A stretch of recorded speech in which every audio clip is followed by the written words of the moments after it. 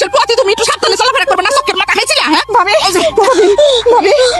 তাড়াতাড়ি একটা ভ্যান গাড়ি নিয়ে আসো, বড় ভাবি নিয়ে হসপিটালে যেতে হইব। এই সাথী, তুই এত বেশি কথা কস কেন রে? হ্যাঁ, তুই কি আমার থেকে বেশি বুঝছস? হ্যাঁ, বড় বৌমারে হাসপাতালে নেওয়ার কোনো দরকার নাই। আরে ঘরে যাই একটু বিশ্রাম নিলেই সব ঠিক হয়ে যাবে। আরে সে তো উষ্টা খায় পড়ে যায়, ব্যথা পাইছে। এটা তো ডেলিভারির ব্যথা না। যাও ঘরে লয়ে যাও। আম্মা একদম ঠিক কথাই কইছে, ভাবির এখন বিশ্রাম দরকার।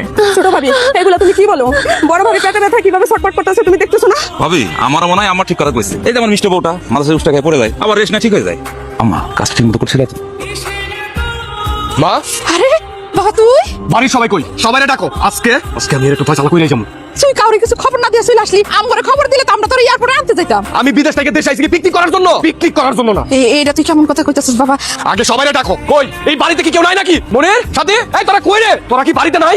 সর্বনাশ, আজকে যে কি আছে আমার কপালে তা আল্লাহই জানে। তোদের ঘর থেকে বাড়িতে এত সময় লাগে, তোরা কি মরে ভূত হয়ে গেছিস? তুমি কাউরে কিছু না জানাই বিদেশ থেকে চলে আইছো? তুমি আমার এত বড় সারপ্রাইজ দিলা। তোরে আমি সারপ্রাইজ দিতেছি, অনেক বড় সারপ্রাইজ। তোরে আজকে আমি তালাক দিব।